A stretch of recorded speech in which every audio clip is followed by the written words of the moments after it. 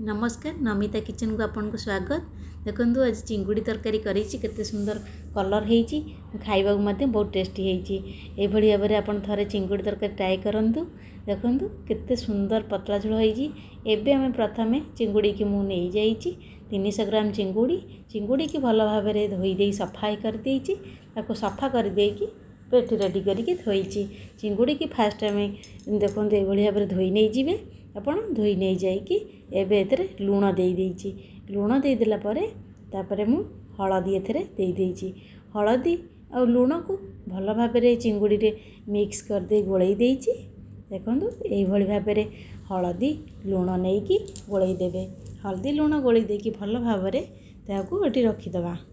हळदी लुण गोळई देकी एपटे गोटे कढ़ई बसई देइछि कढ़ई बसई देकी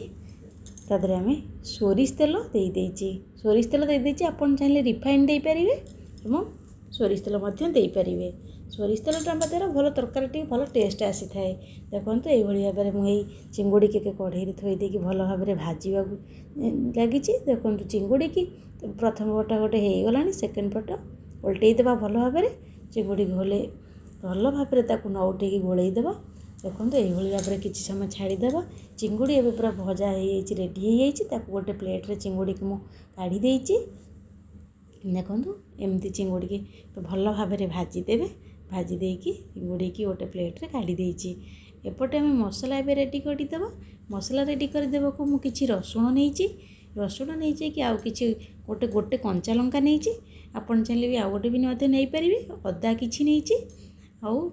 गोटे गरम मसला आ गुजराती नहीं रसुण चोपा किसी छड़े किसी चोपा लगी चोपा लगे द्वारा टी तरकारी भल टेस्ट आसी थाए। एवं देखूँ मसला रेडी हो चिंगुड़ी भाजी सेम कढ़ई रे एवं मु आलू दे देइछि आलू को टिके भल टिके भाजीदबा आलू जमी टिके भल आलूर कलर टिके चेंज हो आसो आम ताकू आलू को एवं काढ़ी देइछि। देखो से सेम कढ़ई रे सेम कढ़ई रू आलू काढ़ी चिंगुड़ी साइड रे रखी से ही कढ़ई रे माने भाजी रखी तेल अच्छी आउ किसी तेल देवानी। देखो से गोटे पियाज को मुझे काटी नहीं ये से तेल रे पियाज को ऐड कर करदेवी एवं आम मसला जमी देखो पियाज टिके कलर चेंज हो आसो तापर आम मसला को ऐड करदे मसला बाटी रखी मसला को 2 चामच नहीं एबे मु हळदी दे देइछि हल्दी दे देइछि एबे देखु धनिया पाउडर जीरा पाउडर एबे टिके लुण दे देबा एको लुण दे देइछि हाफ चामच टिके एबे गोळै देबा भल भाव में मसलाटा को गोळै देबा मसला को गोळै देबे किछि समय पर टिके मसला टिके तेल भारी तो कलर चेंज आसीबो तापर हम array Kashmir chilli red powder ताको गोटे रखी हाफ चामच दे देबा हाफ चामच देदेकी तरकारी को भल भाव गोलई देव तो मसलाटा जमी गोटे कषि थी तार गोटे भल मैंने कंचार स्मेल थाए ना से स्मेल टे चेंज है जाए टमाटो दबा टमाटोटा देदेकी मसला को भल भाव में कषि नवा मसला देखिए गोटे सुंदर स्मेल आसो स्मेल आसला ही देखिए आम मसला पूरा रेडी हो कषा तादे भाजी रखी आलू को दे देइछि भाजी रखी आलू को दे देइछि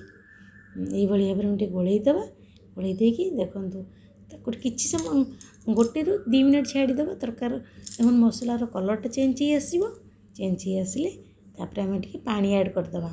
पानी टिके ग्लास देकी पानीटा देकी तरकारी को फुटवा को छाड़ीदे। देखो ये भाव में जमी तरकारी फुटी आसो देखो आलू सीझी आसी भाजी रखी चिंगुड़ी को ता देहरे देदेबा भाजी रखी चिंगुड़ी की देदेबा चिंगुड़ी तरकारी कि भल चिंगुड़ी तरकारी मध्य चिंगुड़ी को गोलई देबा चिंगुड़ी की गोलई देलापर ये को तरकारी एबे हमर जमी तरकारी फुटी आसी टिके गरम मसला देदेबा टिके धनिया पत्र आपन रखिथिले देदेबे काटिकी रखिथिबे अपन देखो तरकारी टिके पतला झोल आसो खाइया को भल मजा भी आसता है तेणुक अलरेडी चिंगुड़ीटा बहुत रिच से पूरा पतला झोल करिछि। देखो ये भाव में चिंगुड़ी की आम भल भाव में ताको टिके गरम मसला भी मुझे देदेछि एबे तरकारी को गोटे प्लेट रे काढ़ीदेवा द्वारा तरकारी देखो केते सुंदर स्मेल आसुछि तरकार कलर बहुत चेंज होइछि ଦେଖନ୍ତୁ ଏଇଭଳି ଭାବରେ ତରକାରୀ ଗୋଟେ ପ୍ଲେଟ୍କୁ କାଢ଼ି ଦେଇଛି। ଆପଣ ଥରେ ଏଇଭଳି ଭାବରେ ଚିଙ୍ଗୁଡ଼ି ତରକାରୀ ନିଶ୍ଚିତ ଭାବରେ ଟ୍ରାଏ କରନ୍ତୁ। ମୁଁ ଦେଖିକି ଆପଣଙ୍କର ଫ୍ରେଣ୍ଡ କତିକି ସେୟାର କରନ୍ତୁ, ଲାଇକ୍ କରନ୍ତୁ ଏବଂ ସବସ୍କ୍ରାଇବ୍ କରନ୍ତୁ। ରହିଲି, ବାଏ।